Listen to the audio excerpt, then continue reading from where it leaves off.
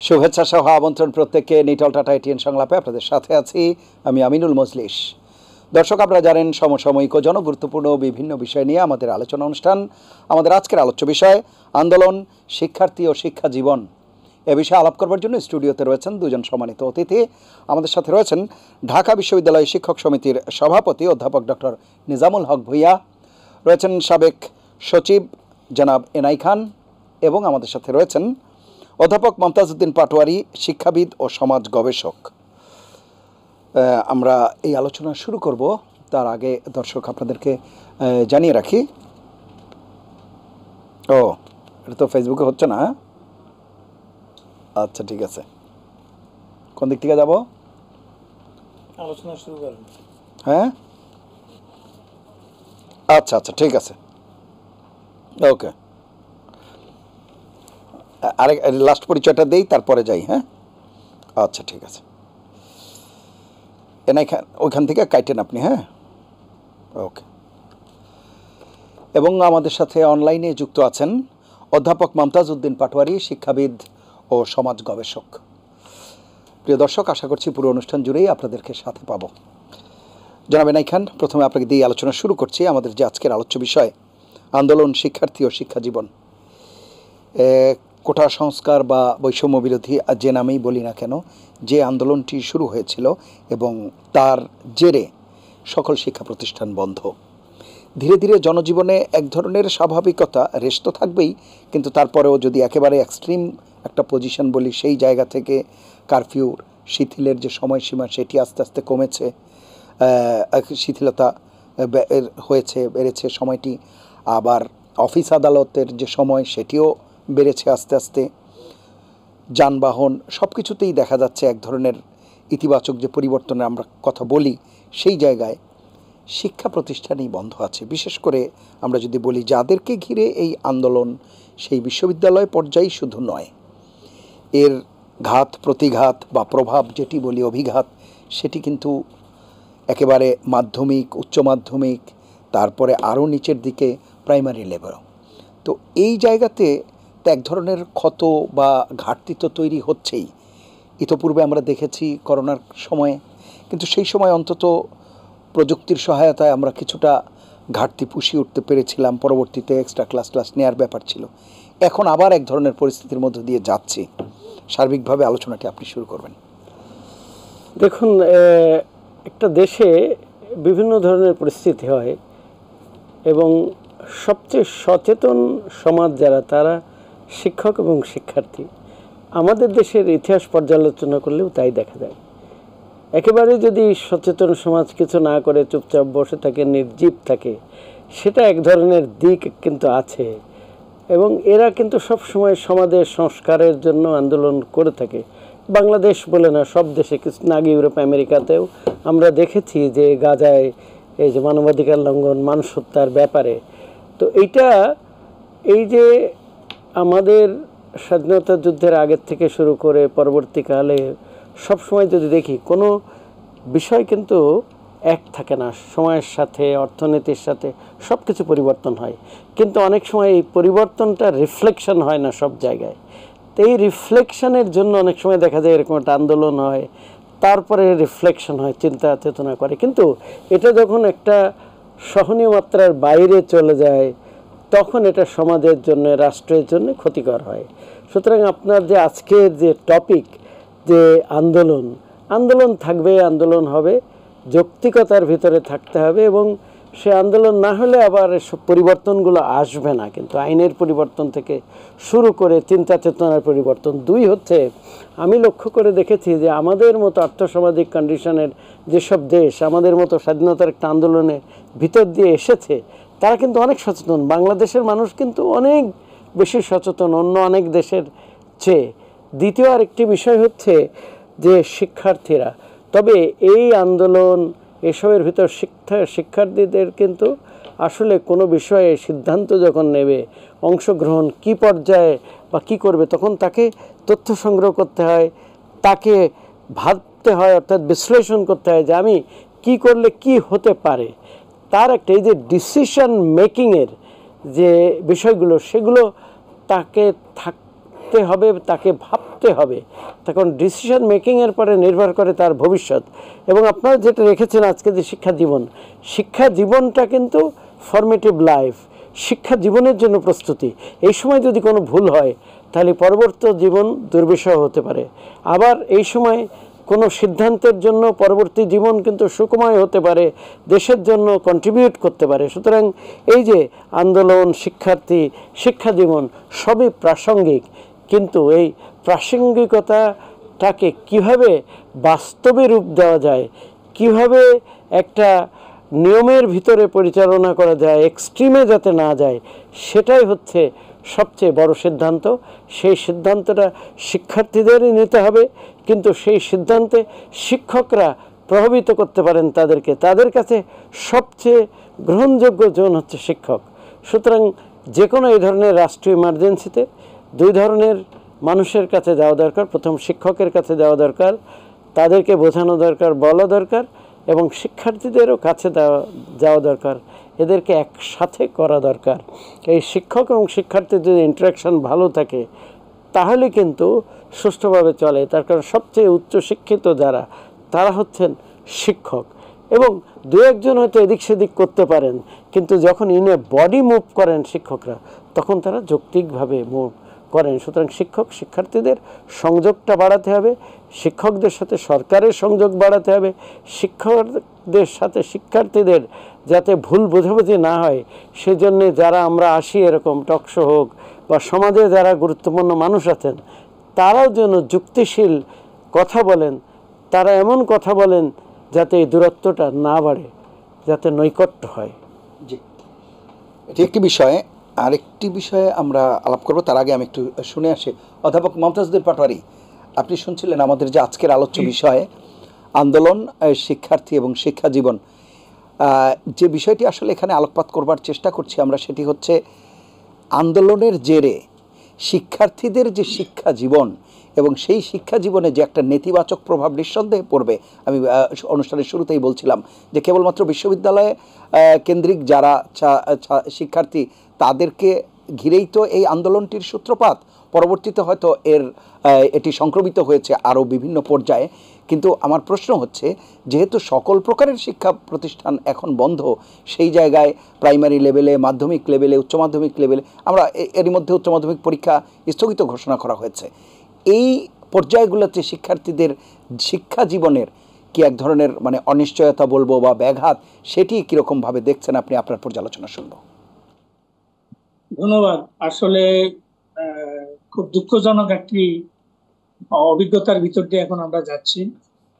আমরা ঠিক প্রস্তুত ছিলাম না যে বাংলাদেশে এরকম একটি বলা চলে অনাকাঙ্ক্ষিত পরিবেশের মুখোমুখি আমাদেরকে হতে হবে। সুতরাং এই পরিস্থিতিটা যে কারণে হোক, একটি বলা চলে অনাকাঙ্ক্ষিত এবং বলা চলে যে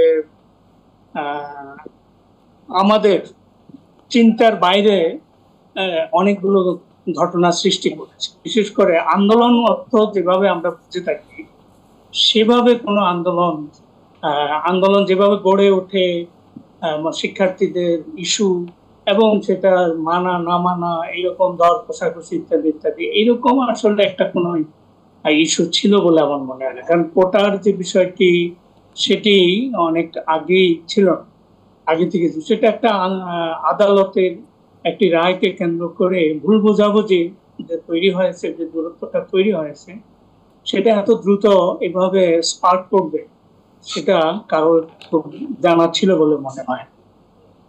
তবে এইটা পরবর্তীতে যে ধরনের যেগুলো আন্দোলন, ছাত্র আন্দোলন সাধারণত হলে ক্যাম্পাসে, কিন্তু এটা তো একেবারে ক্যাম্পাস না, সারা দেশ জুড়ে ছড়িয়ে গেছে। এবং এটার মধ্যে রাজনীতি অনেক বা বিভিন্ন ধরনের গোষ্ঠী ইত্যাদি কিন্তু যুক্ত হয়ে গেছে।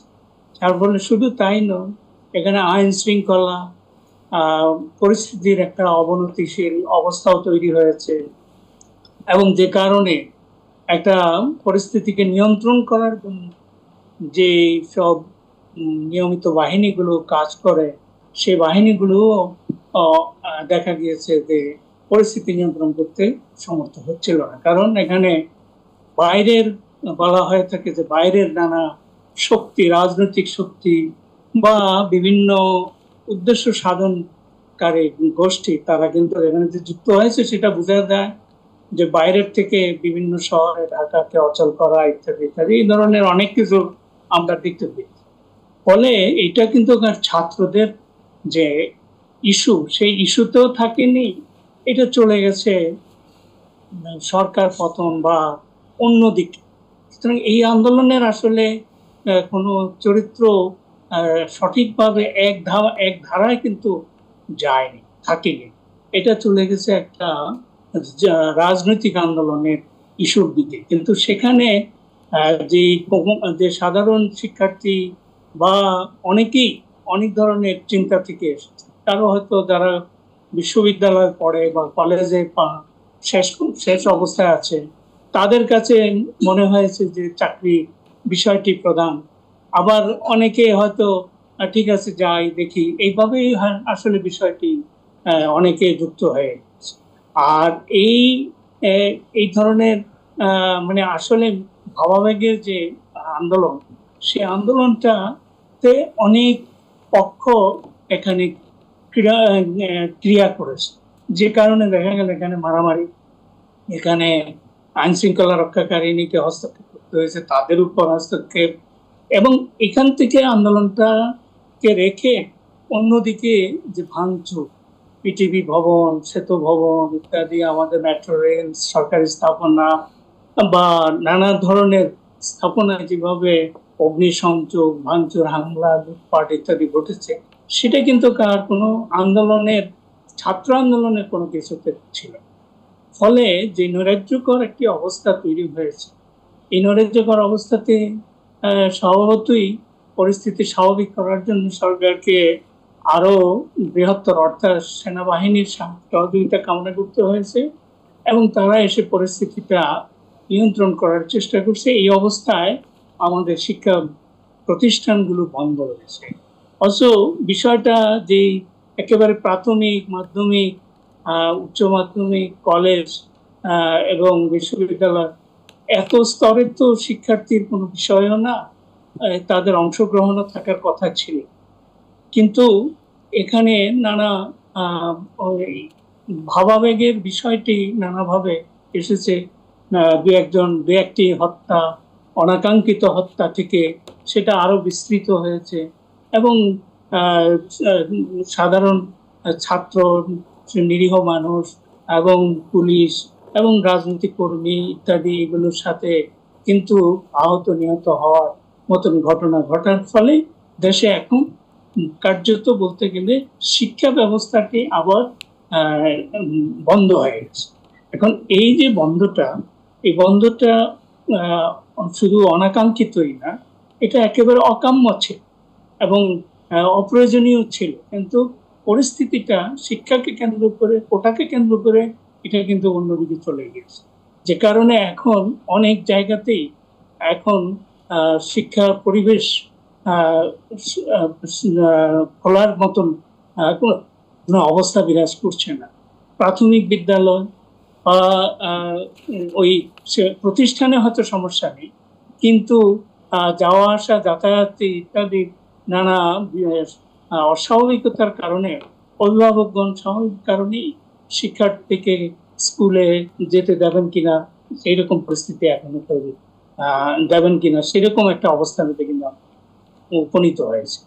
এইটি কাটতে আরো বেশ কিছু সময় লাগবে, কিন্তু এর ফলে আমাদের অনেকেরই এইচএসসির পরীক্ষা চলছিল, সেটা মধ্যখানে থেমে গেছে, এবং এই যে পরীক্ষাগুলো সাধারণত আমাদের এপ্রিল মাসে শেষ হয়ে যাওয়ার কথা, সেটা দেখা যাচ্ছে এখন আমরা জুন, জুলাই, আগস্টেও শেষ করতে পারছি না।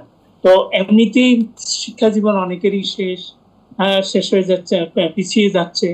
অনেকেরই কিন্তু লেখাপড়ার যে পরিমাণ লেখাপড়া থাকা দরকার ছিল, পঠন পাঠন, সেটা তাদের কিন্তু হয়নি। এই একটি অবস্থা কিন্তু দীর্ঘদিন, এই গত করোনা থেকে আমাদের শিক্ষা জীবন কিন্তু দেখে আসছে, এবং এটার ফলে একটা শিক্ষার ঘাটতি নিয়ে কিন্তু আমাদের শিক্ষার্থীদের থাকতে হচ্ছে। তো এই পরিস্থিতিতে যেই আন্দোলনটি, এটি কিন্তু এখন কিভাবে সমাধান হবে, সেখানে অবশ্যই শিক্ষার্থীদের মধ্যে আগে কিভাবে সম্পর্ক বৃদ্ধি করা, ছাত্র শিক্ষকের সম্পর্ক, অভিভাবকদের সঙ্গে সম্পর্ক, শিক্ষা প্রতিষ্ঠানের সঙ্গে আইন অন্যান্য যারা আছেন, স্টেক হোল্ডার যত আছেন, সকলেরই সম্পর্ক আগে তৈরি করার মাধ্যমেই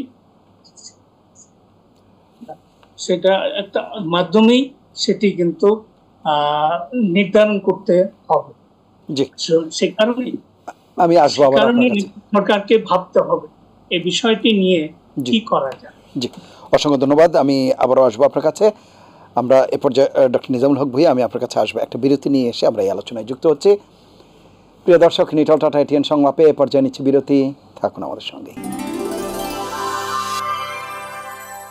ফিরে এলাম নিটল টাটা এটিএন সংলাপে। এতক্ষণ সাথে থাকার জন্য ধন্যবাদ ডক্টর নিজামুল হক ভূঁইয়া। যে আলাপটি আমরা করছিলাম, যেই অরাজনৈতিক আন্দোলনটি রাজনৈতিক আন্দোলনে রূপ নিয়েছে, যেটি আলোচকরা বলছিলেন, সেটি তো হলো রাজনৈতিক আন্দোলনের যেহেতু রূপ নিয়েছে, রাজনৈতিক বাদানুবাদ থাকবে, পক্ষ বিপক্ষ থাকবে, কিন্তু একেবারে নিরীহ এবং অনেকটা যারা এই আন্দোলনের সাথে সম্পৃক্তই নাই, যাদের কোনো দায় নাই, তাদেরকেও এখন তার খেসারত দিতে হচ্ছে। বিশেষ করে আমি বলছি যে স্কুল কলেজ লেভেলের যারা শিক্ষার্থী, তাদের সেই বিষয়গুলো নিয়ে, এবং সার্বিক যে আন্দোলন শিক্ষার্থী এবং শিক্ষা জীবন, নিঃসন্দেহে বিশ্ববিদ্যালয়ের শিক্ষার্থী যারা, তাদের শিক্ষা জীবনেরও এক ধরনের অনিশ্চয়তা বা ক্ষতি তৈরি হচ্ছে, ক্ষত তৈরি হচ্ছে। বিষয়গুলো নিয়ে বিস্তারিত আলোচনা শুনুন। ধন্যবাদ মজলিস ভাই, আপনাকে ধন্যবাদ। আমার দুজন সহ আলোচক, সাবেক সচিব আনাইকান স্যার বক্তব্য রেখেছেন, এবং আমাদের পাটোয়ারি স্যার, উনি একজন বিশিষ্ট শিক্ষাবিদ, উনিও বলেছেন, এবং ওনারা যথাযথভাবে বলেছেন। আসলে শিক্ষার্থীরা আন্দোলন করে বা শিক্ষকরা আন্দোলন করে বা জনগণ আন্দোলন করে বিশেষ বিশেষ ইস্যু নিয়ে, এবং এই আন্দোলনটা করে যখন অধিকার নিয়ে। আমরা দেখেছি যে স্যার প্রথম বলেছে গাজা ইস্যু নিয়ে, আমরা দেখছি মার্কিন যুক্তরাষ্ট্র, ইউরোপের শিক্ষার্থীরা আন্দোলন করেছে, যুদ্ধ বন্ধ করতে হবে, প্লে কার্ড দিয়েছে, এবং শান্তিপূর্ণ আন্দোলন। যদিও পরবর্তী পর্যায়ে সে আন্দোলন বিভিন্ন কলাকৌশল করে বন্ধ করে দেওয়া হয়েছে, বা কোথাও কোথাও দাবি মেনেও নিয়েছে, কোথাও কোথাও শিক্ষকরা পদত্যাগ করেছে আন্দোলনের সমর্থনে। কিন্তু আমাদের দেশে আন্দোলনটা খুবই ব্যতিক্রমধর্মী একটা আন্দোলন আমরা এবার দেখতে পেলাম। ঢাকা বিশ্ববিদ্যালয়ের শিক্ষক হিসেবে শিক্ষার্থী ছিলাম ঢাকা বিশ্ববিদ্যালয়ে, কিন্তু এই ধরনের আন্দোলন আমরা দেখেছি যে আমরা এরশাদ বিরোধী আন্দোলন করেছি, স্বৈরাচার বিরোধী আন্দোলন করেছি, অধিকার আদায়ের জন্য আন্দোলন করেছি, কিন্তু এই যে কোটা বিরোধী আন্দোলনটা আমরা 2018 সালে দেখেছি। কোটা বিরোধী আন্দোলনে একটা সহিংস ঘটনায় আমাদের ঢাকা বিশ্ববিদ্যালয়ের সাবেক উপাচার্য ডক্টর আখতারুজ্জামানের বাসা আক্রমণ করেছে। ওই জায়গায় গিয়ে এটা সীমাবদ্ধ ছিল, ওখানে শেষ হয়ে গেছে, তদন্ত করা হয়েছে, পরে আন্দোলন থামলো, কোটার দাবিও মেনে নেওয়া হয়েছে। কিন্তু এবার যে আন্দোলনটা আমরা দেখছি যে আমরা খুব কাছে থেকে দেখার সুযোগ হয়েছে। আমরা শিক্ষকরা একটা আন্দোলন করছিলাম আমাদের শিক্ষকদের দাবি নিয়ে, তখন কোটা আন্দোলনকারীরা আমাদের কাছে এসেছে, স্যার চার্জ দিলে এসে আমাকে বললো, স্যার আমাদের আন্দোলনে একটু সমর্থন করেন, দেখো তোমাদের আন্দোলনের যৌক্তিক সমাধান চাই। এমনকি আমরা একটা পর্যায়ে শিক্ষার্থীরা যখন এভাবে আন্দোলন করছে, আমরা বললাম যে তাদের কোটা আন্দোলনে আমরা যৌক্তিক সমাধান চাই, আমরা বিবৃতিও দিয়েছি ওদের পক্ষে। কিন্তু এই আন্দোলনটা একটা পর্যায়ে দেখলাম যে এটা সহিংস আন্দোলনের দিকে চলে যাচ্ছে। এমনকি যেটা পাটোয়ারি স্যার বলল, সেখানে মনে হচ্ছে কিছু অনুপ্রবেশকারী ঢুকেছে। এবং কি দেখেন, আপনি যে আজকে যে আন্দোলন শিক্ষার্থী ও শিক্ষা জীবন দেখেন, এই আন্দোলন ঠিকই করছে, আন্দোলন করতে করতে যায় শিক্ষা জীবনটা কিন্তু এখন দেখেন আমাদের এমন একটা পর্যায়ে চলে গেল, কোটা আন্দোলনটা 16 তারিখের পর কোটা আন্দোলনকারীদের সাথে ছিল না। আমাদের আবু সাঈদ মারা গেলেন, আবু সাঈদ সহ 6 জন মৃত্যুবরণ করেছেন। এর পরবর্তী পর্যায়ে সরকারি হিসাবে 147, পত্রিকার হিসাবে 203 জন, যারাই মৃত্যুবরণ করেছে শিক্ষার্থী সহ যারা মৃত্যুবরণ করেছেন, শাহাদাত বরণ করেছেন, তাদের বিদেহী আত্মার মাগফিরাত কামনা করছি। এবং কি আমরা তখনই, আমি কিন্তু অনেকগুলো টেলিভিশনে বলেছিলাম যে প্রথম দিকে, এখন যে মাননীয় প্রধানমন্ত্রী আমরা বলছি যে এই সমস্ত পরিবারকে সাহায্য করা এবং পরিবারের সাথে থাকা, এবং যারা আহত হয়েছে তাদের চিকিৎসা করার জন্য। আমাদের বিশ্ববিদ্যালয়ে যারা আহত হয়েছে, আমরা তাদের জন্য বিশ্ববিদ্যালয় উপাচার্য doctor S M Maksud Kamal সাহেবের নেতৃত্বে আমরা কিন্তু আমাদের যে শিক্ষার্থীদেরকে আমরা প্রচুর পরিমাণে সাহায্য করেছি বা করতেছি, এবং আমরা খুঁজে খুঁজে শিক্ষার্থীরা কোথায় আছে। দেখেন, আন্দোলনটা হয়েছে শিক্ষার্থীদের দাবি আদায়ের জন্য।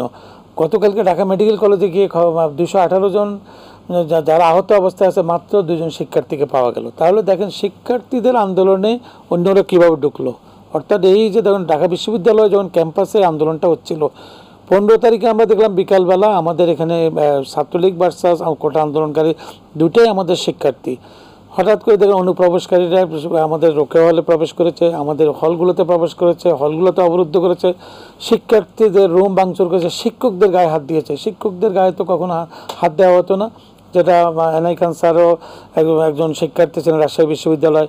আমরা দেখেছি, আমরা শুনেছি যে 61 সালে আইয়ুব খান একটা আইন করেছেন যে শিক্ষকদের অধিকার, উপাচার্যদের অধিকার খর্ব করেছিলেন। তখন উপাচার্য আমাদের ঢাকা বিশ্ববিদ্যালয় আবু মাহমুদ নামে একজন ইকোনমিক্সের শিক্ষকরে উনি চেয়ারম্যান হতে দেন না। উনি রিড করার পর উনি যখন জিতে গেলেন, তখন এনএসএফ আইয়ুব খানের বাহিনী গিয়ে ওই শিক্ষকরে গায়ে হাত দিয়েছে। এমনকি তখন বিশ্ববিদ্যালয়ের শিক্ষকরা একযোগে প্রতিবাদ করেছে, এমনকি সে জায়গায় আইয়ুব খান বাধ্য হয়েছে শিক্ষকদের দাবি মেনে নিতে, এমনকি ওই শিক্ষক আবার পূর্বের পদে ফেরত এসেছে।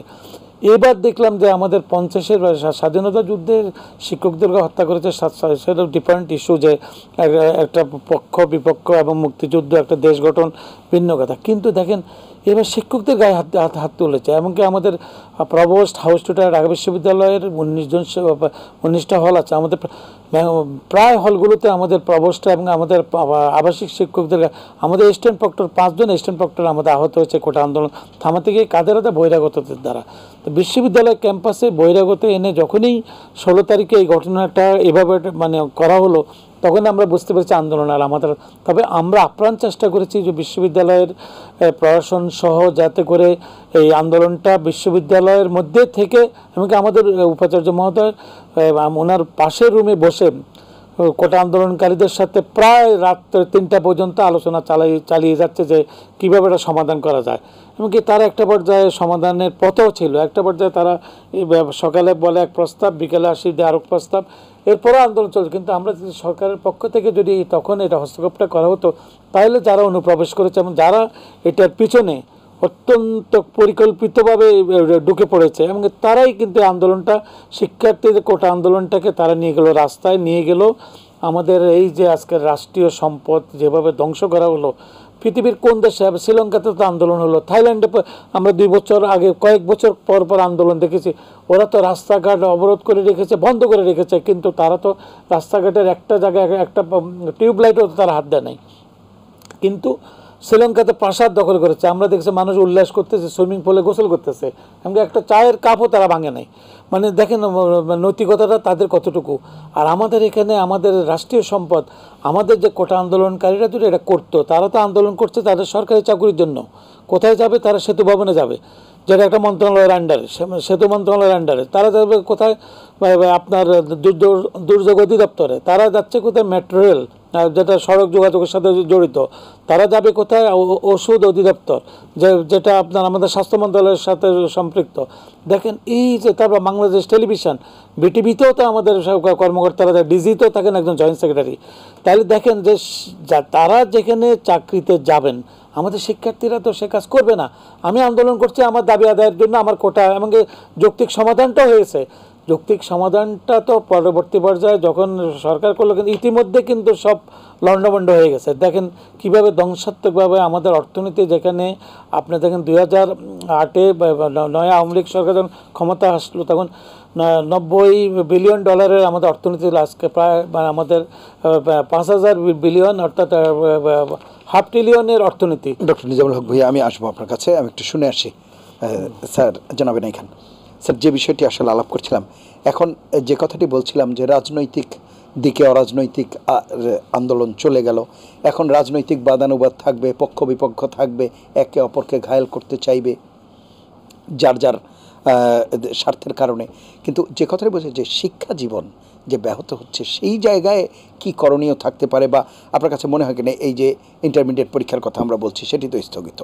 আপনি জানেন নূতন কারিকুলাম, এবারই প্রথম যারা 9ম শ্রেণীতে আছে তাদের ক্লাস শুরু হয়ে এখন ষান্মাসিক পরীক্ষা চলছিল, অর্ধবার্ষিক, সেই জায়গায় এই অবস্থাটি তৈরি হলো।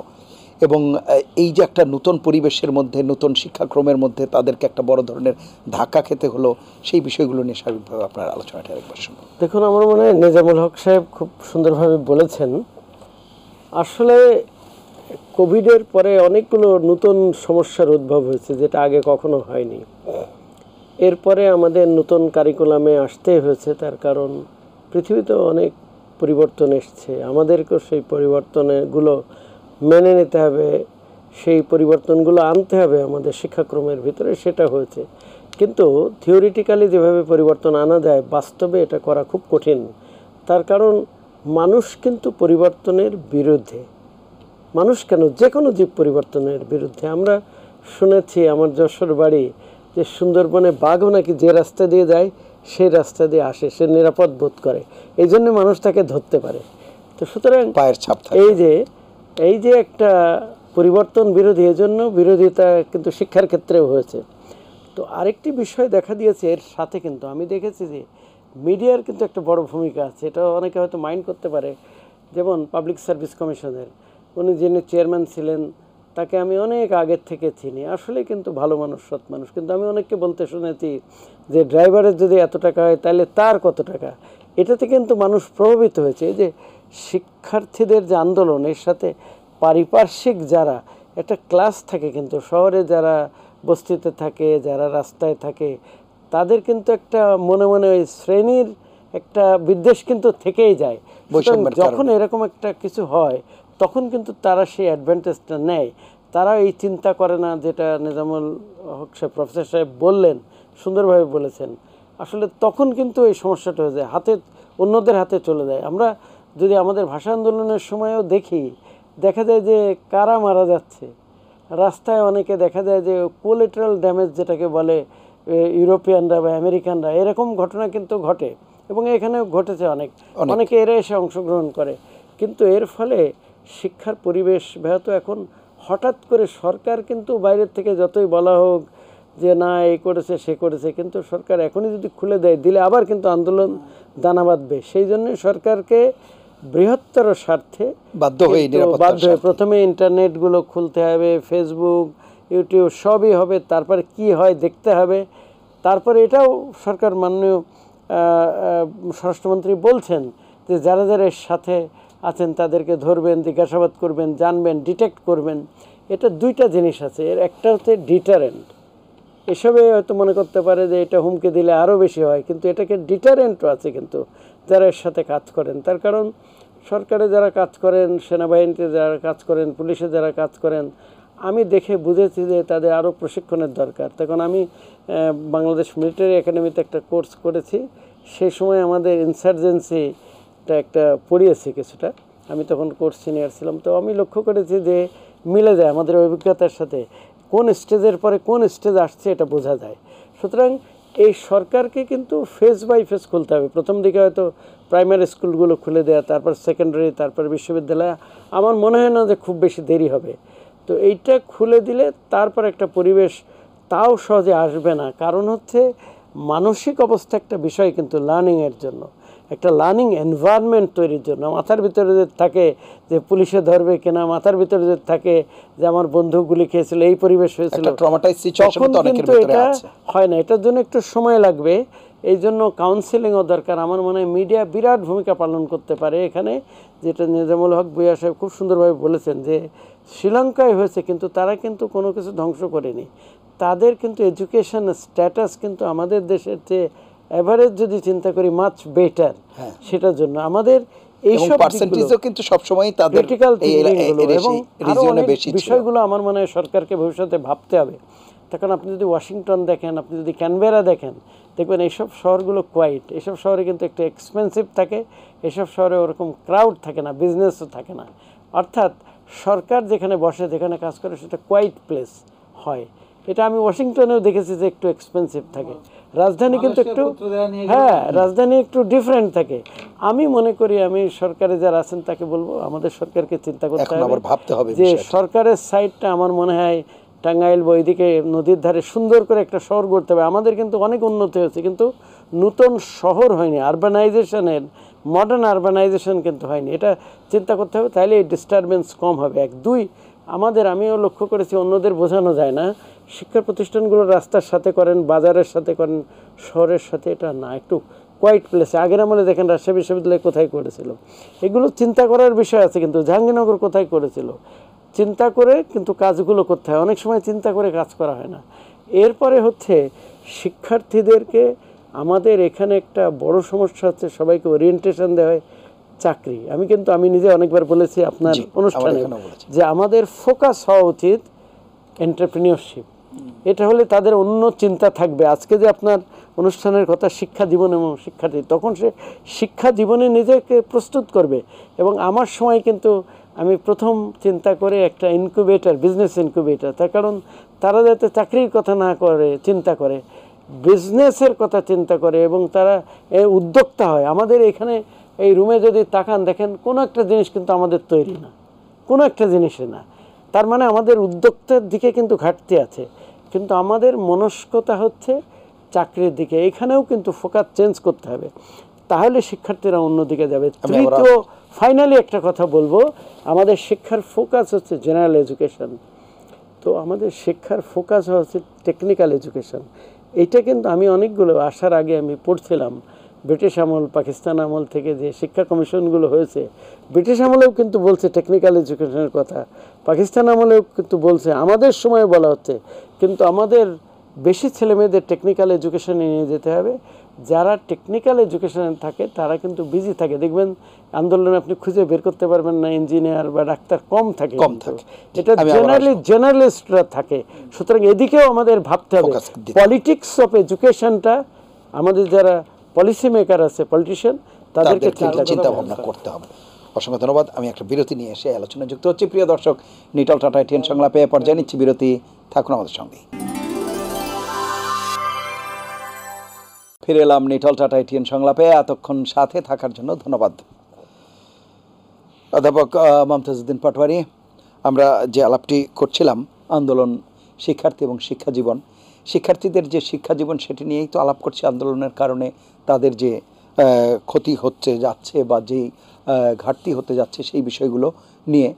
পাশাপাশি আরেকটি বিষয় জনাব এনায়েত খানও বলছিলেন যে এই যে আন্দোলন, কোটা বিরোধী বা কোটা সংস্কারের যে আন্দোলন, এর সাথে নানা প্রপঞ্চ বা উপাদানও যুক্ত হয়েছে।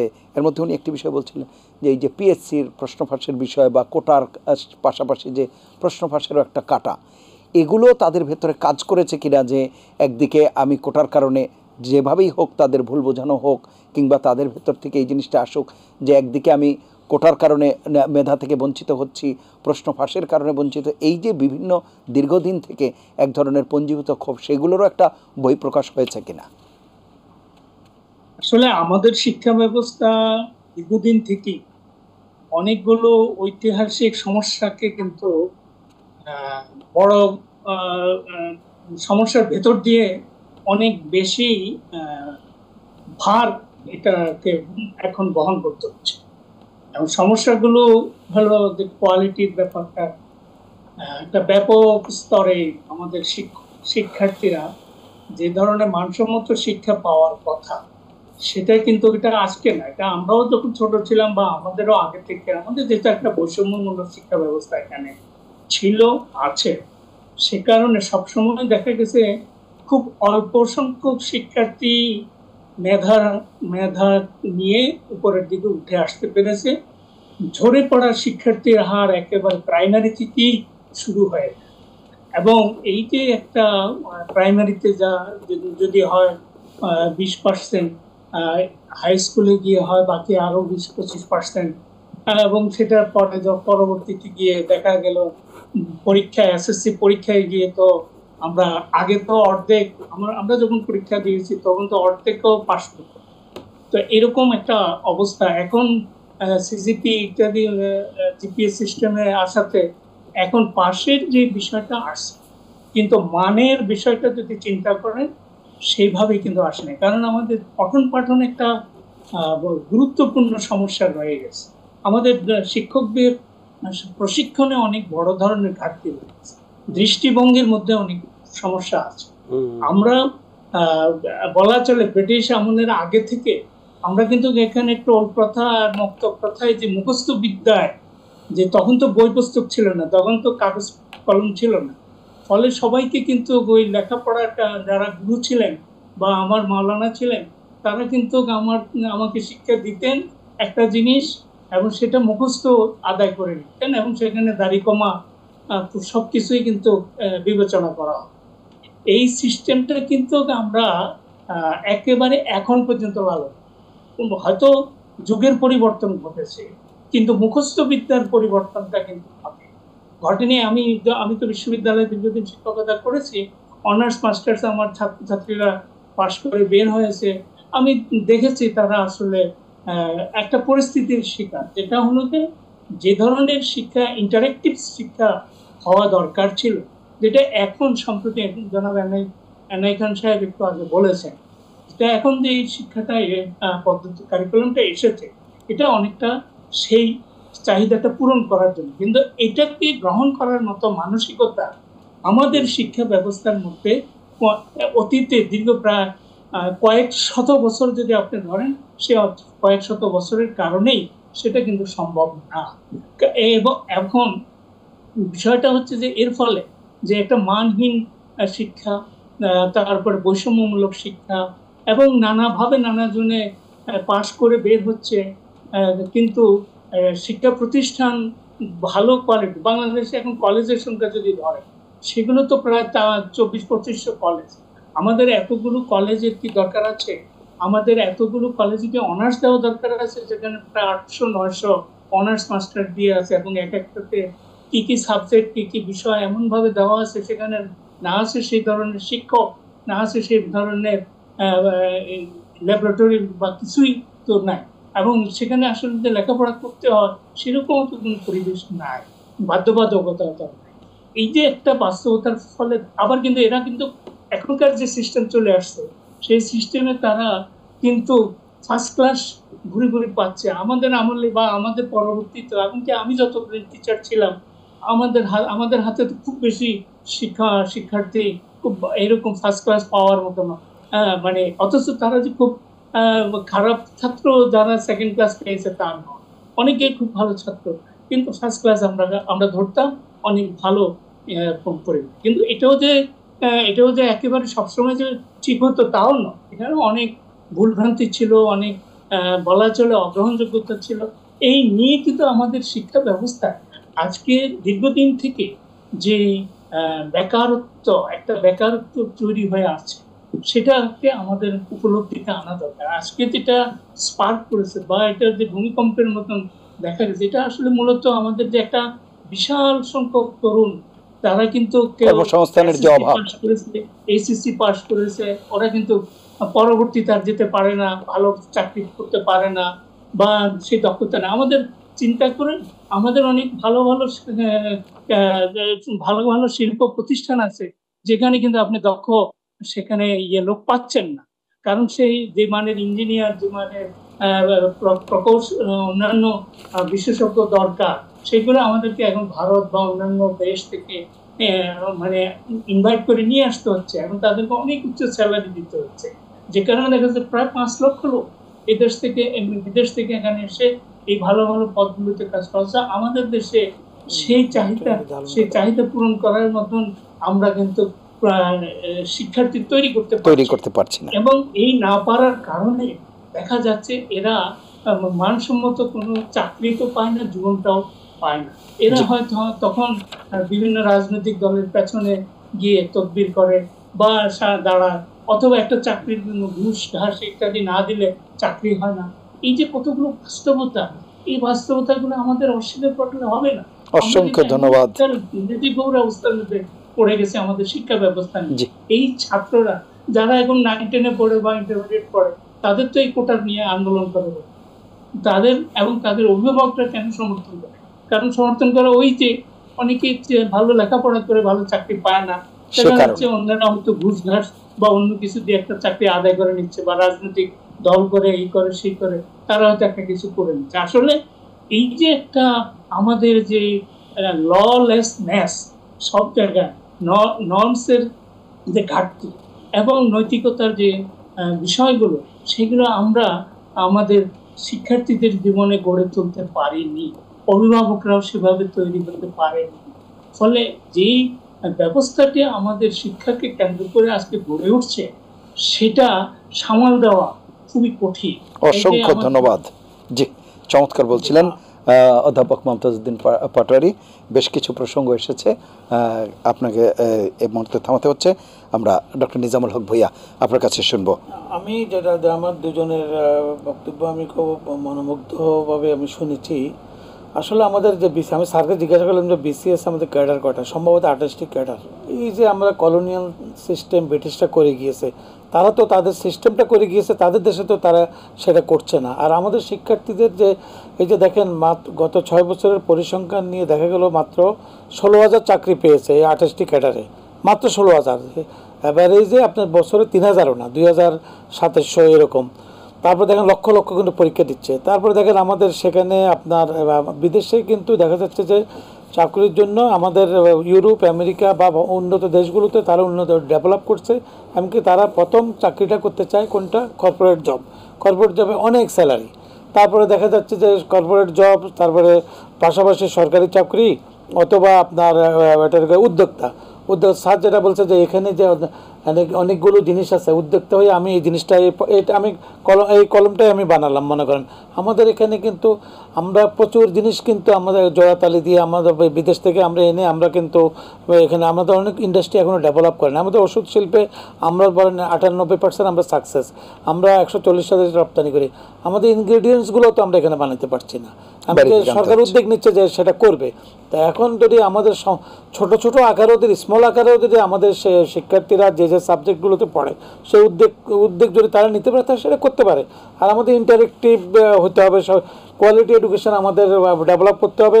না হলে কিন্তু এই যে আমাদের যে শিক্ষার মধ্যে যে বৈষম্যটা আছে সেটা থেকে আমাদের বেরোয় আসতে। অসংখ্য ধন্যবাদ স্যার। শেষ করতে হবে, জাস্ট একটি প্রশ্ন আপনাকে, সেটি হচ্ছে এই উদ্ভূত পরিস্থিতি থেকে উত্তরণের জন্য যারা শিক্ষার্থী আছে তাদের ব্যাপারে আপনার কোনো পরামর্শ বা কোনো দিক নির্দেশনা? শিক্ষার্থীবৃন্দ, এনাফ ইজ এনাফ। আমাদের অনেক প্রাণ দিতে হয়েছে, অনেক শিক্ষার্থী শিশু থেকে শুরু করে আমাদের অনেক যারা কোনোদিন এই আন্দোলনও ছিল না তাদেরকেও প্রাণ দিতে হলো, শিক্ষার্থীরাও গিয়েছে। তবে যেহেতু কোটা আন্দোলনটা সরকার মেনে নিয়েছে, এবং কি যাদেরকে হত্যা করা হয়েছে তাদের পরিবারকে মাননীয় প্রধানমন্ত্রী, যারা আহত হয়েছে উনি ঢাকা মেডিকেল কলেজে গিয়েছেন, পঙ্গু হাসপাতালে দেখে এসেছেন, এবং তাদের পরিবারকে 34টি পরিবারকে উনি গণভবনে এনে তাদেরকে সাহায্য করেছেন। এমনকি আরও যারা নিহত হয়েছে সবাইকে সাহায্য করবে।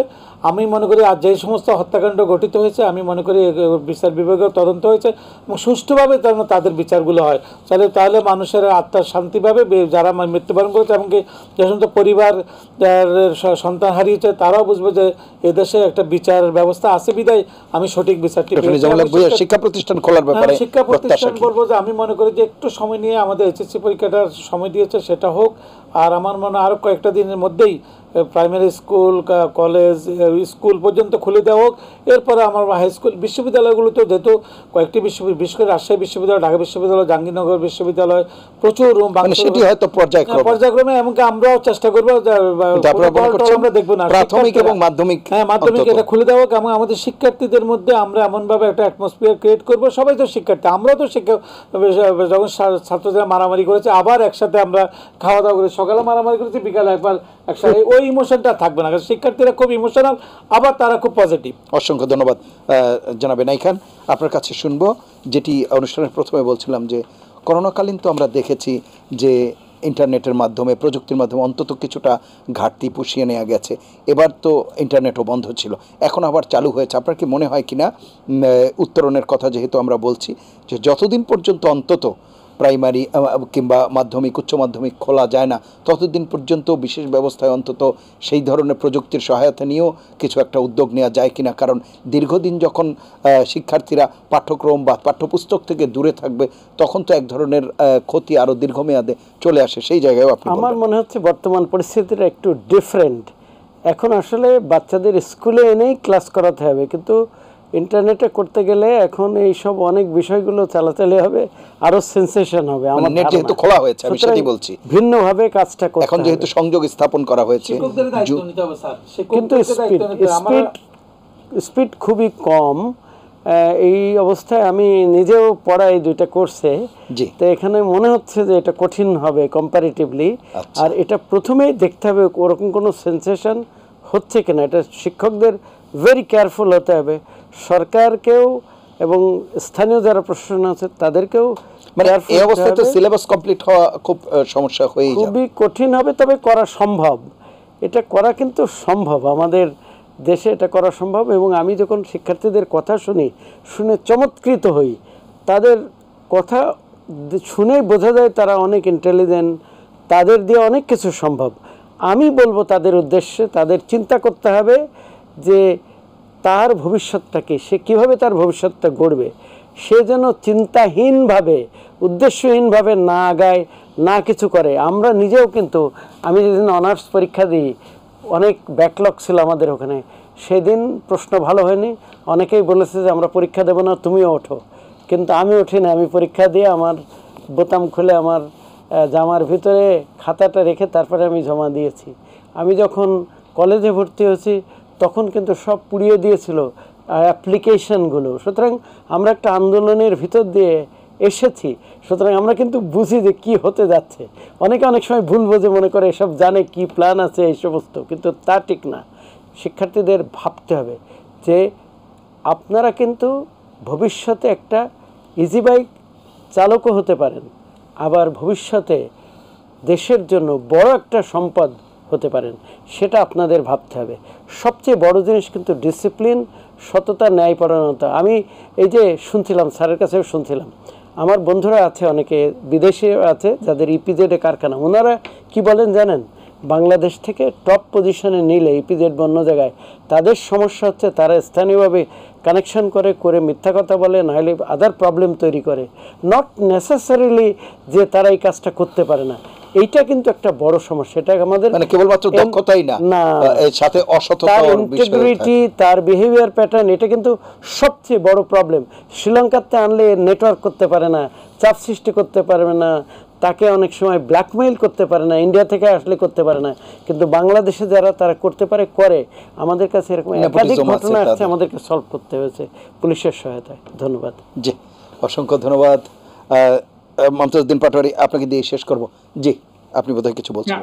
আমি বলবো আজকে একেবারে গুরুত্বপূর্ণ একটা বিষয় নিয়ে আলোচনা করেছেন। আমরা নানা দিক থেকে নানাভাবে সমস্যাগুলো কেন উদ্ভূত হচ্ছে ইত্যাদি ইত্যাদি অনেক কিছুই অনেকজন আমরা বলার চেষ্টা করেছি। আসলে এখন আমাদের অভিভাবক যারা আছে, সেটা প্রাইমারি স্কুলের ছাত্রের অভিভাবক হোক, হাই স্কুলের হোক, কলেজের হোক আর বিশ্ববিদ্যালয়, তাদেরকে খুব ভালোভাবে চিন্তা ভাবনা করতে হবে। এই কারণে যে ছেলে মেয়েরা যাতে অন্যের দ্বারা প্ররোচিত না হয়। কারণ আমাদের এখানে স্কুল কলেজগুলোতে ছাত্র রাজনীতির নামে এমন কতগুলো বিষয় ঢুকে গেছে, যেখানে কিন্তু এই ছাত্রছাত্রীদেরকে ইনস্টিগেট করার নানা ধরনের চেষ্টা অতীত হয়েছে। এখন যে হবে না তা তো বলা যাবে না, যেহেতু দেশে একটা এই ধরনের দুঃখজনক ঘটনা ঘটে গেছে। সুতরাং এই আবেগটা অনেকের মধ্যেই থাকতে পারে। কিন্তু আমরা তো 71 সালে যুদ্ধের পরে আবার এসে ঠিকই আমরা কলেজ, বিশ্ববিদ্যালয়ে, আমরা স্কুলেও সবাই কিন্তু পড়াশোনা শুরু করেছি, যদি একটা হযবরল অবস্থা ছিল। স্বাভাবিক, কারণ একেবারে আমরা যুদ্ধের মধ্যে ছিল। তো সেখানে এখন তো সেরকম না। তারপরেও আমরা একটা ছোটখাটো একটা দুর্ঘটনা বাংলাদেশে ঘটে গেছে। এটাকে আমাদের অবশ্যই মানসিকভাবে ওভারকাম করতে হবে, নিজেদেরকে রক্ষা করা, নিজেদেরকে শিক্ষিত করা, নিজেদেরকে মেধাবী হিসেবে গড়ে তোলা। এবং একইভাবে আমাদের শিক্ষক যারা আছেন তাদেরকেও এখানে ভূমিকা নিতে হবে, প্রশাসনকে অবশ্যই। এবং বলা চলে যে রাজনীতিবিদদেরকে আমি অনুরোধ করব যে তারা যেন অন্তত শিক্ষার্থীদের এবং শিক্ষা নিয়ে বা কোটা নিয়ে ইত্যাদি নিয়ে আর কোনো রাজনীতির গুটি চালাচালি না করে। কারণ এই জিনিসটা যে আমাদের গোটা জাতিকে বলা চলে যে অর্থনৈতিকভাবেই শুধু নয়, একেবারে বলা চলে আমরা কিন্তু সামগ্রিকভাবেই আমরা কিন্তু অনেক পিছিয়ে যাওয়ার মতন একটা অবস্থায় চলে গেছে। এখান থেকে আমাদের উত্তরণ হঠাৎই, এবং সেটা শিক্ষা ব্যবস্থায় ফিরে আনতে হবে এবং অন্তত স্কুল পর্যন্ত আগে স্বাভাবিকভাবে আনতে হবে। তবে বিশেষ নজরদারি রাখতে হবে যে যাতে বহিরাগত কেউ এসে এই কোমলমতি শিক্ষার্থী, ওরাই হচ্ছে আসল কোমলমতি শিক্ষার্থী, তাদেরকে যেন কেউ মানে তাদের আবেগে কেউ যেন আঘাত না করতে পারে। সেটা অসংখ্য আমাদের ধন্যবাদ আপনাদের তিনজনকে অনুষ্ঠানে অংশ নেওয়ার জন্য। প্রিয় দর্শক, এই ছিল আজকের নিটল টাটা এটিএন সংলাপ। আলোচকদের কথার সূত্র ধরে শুধু এটুকুই বলতে চাই, যেটি বললেন আলোচকরা, যে সংশ্লিষ্ট সকলকেই দায়িত্বশীলতার পরিচয় দিতে হবে। তবেই হয়তো শিক্ষার্থীদের যে শিক্ষা জীবন সেটি মসৃণ হবে, পরবর্তী যে পথ সেটি মসৃণ হবে। সবাই ভালো থাকবেন, সুস্থ থাকবেন, আশা করি এটিএন বাংলার সঙ্গেই থাকবেন। আল্লাহ হাফিজ।